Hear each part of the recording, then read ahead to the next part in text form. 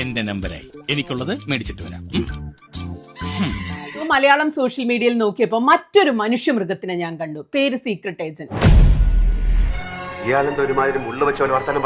സ്വയം വിളിക്കുന്നത് social media influencer. ആരാധകരെ കണ്ട പണി മറ്റുള്ള മനുഷ്യരുടെ ജീവിതത്തിലേക്ക് ഒളിച്ചു നോട്ടം. സത്യമാണെങ്കിലും എനിക്ക് അംഗീകരിച്ചു കൊടുക്കാൻ പറ്റുമോ? ഇന്നലെ കണ്ട വീഡിയോ ഹൃദയമുള്ള ഒരാളും ചെയ്യാത്ത ഒരു തരം ഒരു വീഡിയോ ആണ്. എന്തും ചെയ്യാൻ മടിക്കാത്ത എംബോക്കിയാണവൻ. ചെകുത്താൻ ഭൂമി എന്ന് പറഞ്ഞിരിക്കുക അവന്റെ രൂപത്തിൽ. ഇതിന്റെ ഒരു വീഡിയോ വരികയാണ്. ഇവൻ എൻ്റെ അടുത്ത സുഹൃത്താണ്. വർഷങ്ങളായിട്ട് എനിക്ക് ഇവരെ അടുത്തറിയാം. ഇവരുടെ എല്ലാ കഥകളും അറിയാം. പരിചയമുള്ളവരെ തന്നെ വഞ്ചിക്കുന്നത് നല്ലതാ ഇല്ലടാ? അതെ, അങ്ങനെ ശീലമായി പോയി. കല്യാണത്തിന് എന്നെ വിളിച്ചിട്ടുണ്ട്. ഞാൻ കല്യാണത്തിന് പോയിട്ടുണ്ട്. അപ്പൊ ഈ വാർത്ത അറിഞ്ഞപ്പോ ഞാൻ അവനെ വിളിച്ചു, വിവരങ്ങൾ ചോദിച്ചു. നിങ്ങൾ കേട്ടത് സത്യം തന്നെയാണ്. അവന്റെ ഭാര്യ ഒളിച്ചോടിപ്പോയി എന്നവൻ എന്നോട് സമ്മതിച്ചു. ഇങ്ങനെ എന്തെങ്കിലുമൊക്കെ പറയുമ്പോഴേ എന്റെ മനസ്സിനൊരു സന്തോഷം ഉണ്ടാവുള്ളൂ. ഞാൻ എന്റെ സന്തോഷം നോക്കിയാ പോരെ. അത് നല്ല അടികൊള്ളാത്തതിന്റെ.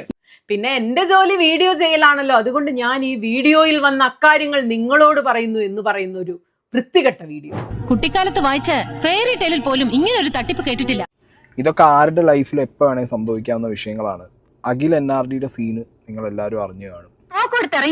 മനുഷ്യനെ കൊന്ന് കാശുണ്ടാക്കുന്നതാ ഇതിലും ഭേദം. ഇത്രയും നല്ലൊരു സുഹൃത്തിനെ കിട്ടണമെന്നാണ് മലയാളക്കരയിലെ 99% മനുഷ്യരും ആഗ്രഹിക്കുന്നത്, അല്ലേ? എടോ, എനിക്കിത് പൊത്തരിയൊന്നുമല്ല. അത്ര നല്ല മനസ്സും എനിക്കില്ല. വഴിയാൻ വേണ്ട കണ്ട വഴിവിട്ട് എന്ത് പ്രവർത്തി ഞാൻ ചെയ്യും. അത്യാവശ്യം നല്ല രീതിയിലുള്ള ഒരു ഫ്രണ്ട്ഷിപ്പ് ഞാൻ അഖിൽ NRD ആയിട്ട് കീപ്പ് ചെയ്യുന്നു. ഈ നാറി ഉണ്ടല്ലോ, ആദ്യമായിട്ടല്ല ഇങ്ങനത്തെ കാര്യങ്ങൾ ചെയ്യുന്നത്. മനസാക്ഷിയുള്ളവർക്ക് ഇതൊക്കെ പറഞ്ഞാൽ മനസ്സിലാവൂ.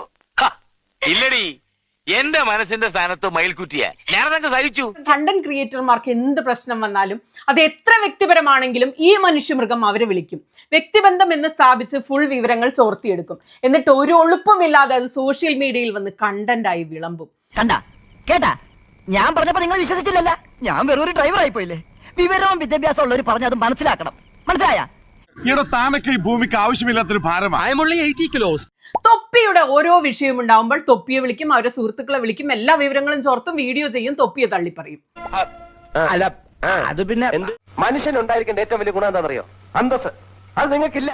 ഫിറോസ് സജ്ന വിഷയം ഈ അടുത്താണ് ഉണ്ടായത്. അപ്പോഴും ഇത് തന്നെ ചെയ്തു. ഫിറോസിനെ വിളിക്കും, സജ്നയെ വിളിക്കും. സജ്നയുടെ ഗർഭമൊക്കെ ആദ്യമായിട്ട് സ്ഥിരീകരിക്കുന്നത് ഗൈനക്കോളജിസ്റ്റ് അല്ല, സീക്രട്ട് ഏജന്റ് എന്ന മലരനാണ്. മതി പറയല്ലേ എന്താ മാധവ അത്? അതല്ല ഉദ്ദേശം. ഞാൻ മാറി പിന്നെ ചൂടാണ്ട് AC ഒന്നും ഇല്ല. അച്ഛൻ പറഞ്ഞു ഇതിലും ഭേദം കട്ടപ്പാറയായി കക്കാൻ ഇറങ്ങുന്നതാണെന്ന്. ഇനി ഞാനിവിടെ നിന്ന് ഡയലോഗ് പറഞ്ഞ കരഞ്ഞു പോകും. ഉസ്മാനെ രക്ഷപ്പെട്ടോ.